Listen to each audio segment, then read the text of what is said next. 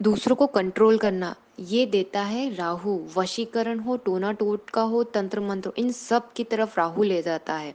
हम देखें तो राहु बहुत ज्यादा प्रभावशाली है। यदि नेगेटिव फॉर्म में तो फिर ये चीज हमको देखने को मिलेगी। इसके लिए लोग पागल हो जाते हैं।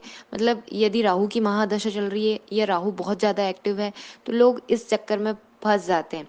जैसे किसी के दूसरे, पांचवें, छठे, सातवें, आठवें, 10वें भाव में राहु है तो इस टाइप की चीजें देखने के लिए बहुत ज्यादा मिलेगी। जैसे हम पंचम का देखते हैं, पंचम का राहु होता है प्रेम के लिए पागल कर देता है। उसको सिर्फ एक ही व्यक्ति दिखेगा, उसके अलावा कुछ दिखेगा नहीं, तो उसके लिए वो पागल हो जाता है। क्योंकि राहु धुआं है। जो व्यक्ति हमेशा ऐसा भटकता ही रहेगा, उसको समझ में नहीं आएगा, कंफ्यूज बहुत रहेगा और फिर पागलपन की हद तक वो इन सब चीजों में पड़ जाएगा। तंत्र मंत्र हुआ, टोना टोटका, वशीकरण, इन चीजों में। तो राहु क्या है, पागलपन देता है। इसीलिए जब भी मतलब पंचम में राहु है तो हम देखते हैं कि लोग प्यार के लिए पागल हो जाते हैं।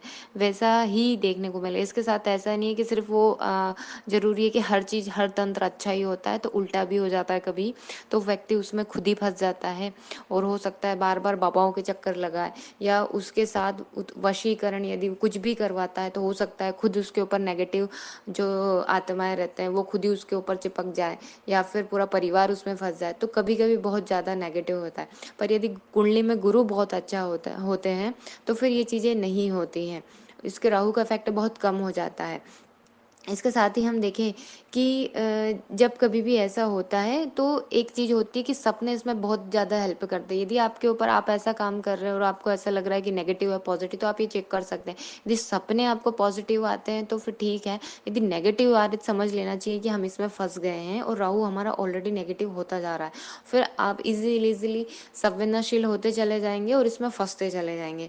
तो बहुत बेस्ट है कि अपना बेस्ट करें, और ये है कि इन चीजों से थोड़ा दूर रहें। क्योंकि यदि इसी समय में आप माँ काली की, माँ दुर्गा की उपासना करते तो यही चीज आपको सिद्धि और ये सब उपासना साधना ये वही फल दे देगी पॉजिटिव वे में जो आप नेगेटिव वे में कर रहे थे।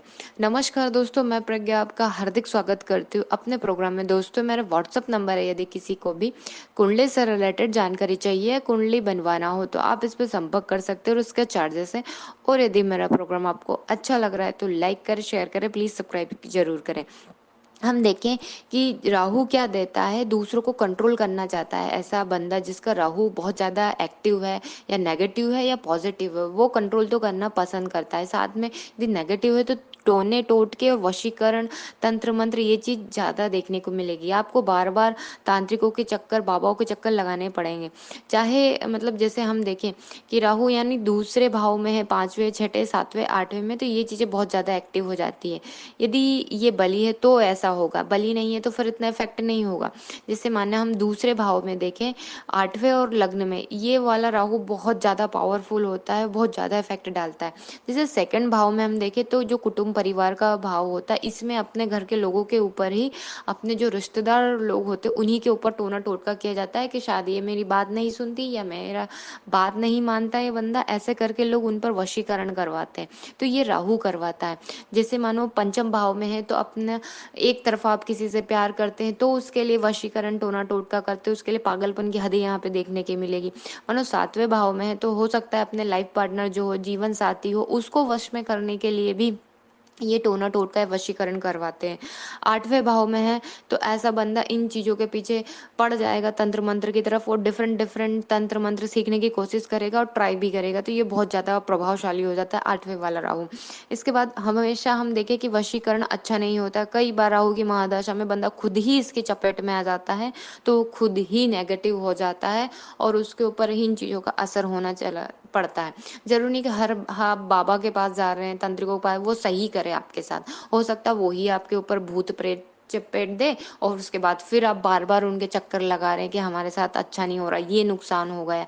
इस टाइप से आप देख सकते हैं। तो राहु बहुत प्रभावशाली होता है, तो ये चीजें आपको देखने की मिलेगी।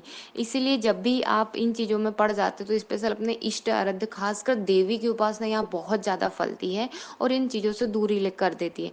तो यही है कि आप जब भी इन चीजों की तरफ आप फंस फंस जाते हैं, मोन थोड़ा स्टार्टिंग में तो पता चलता है कि हम बार बार जा रहे हैं, तो फिर उस हिसाब से आप माँ दुर्गा की साधना करिए, माँ काली की साधना करिए, दीक्षा लेकर प्रॉपर तरीके से। तो यही राहु आपको बहुत बेस्ट बना देता है, क्योंकि राहु जितना देता है ना उतना कोई नहीं देता है, सडनली चीज़ें और बहुत पावरफुल तरीके से दे देता है। तो यही कि अपना बेस्ट करिए, और इसके साथ ही यदि आप अपना बेस्ट करेंगे तो हो सकता है आपके पीछे बहुत सारे लोग वैसे भी चलने लग जाए। नेगेटिव ना होकर पॉजिटिव तरीके से सोचिए। धन्यवाद दोस्तों।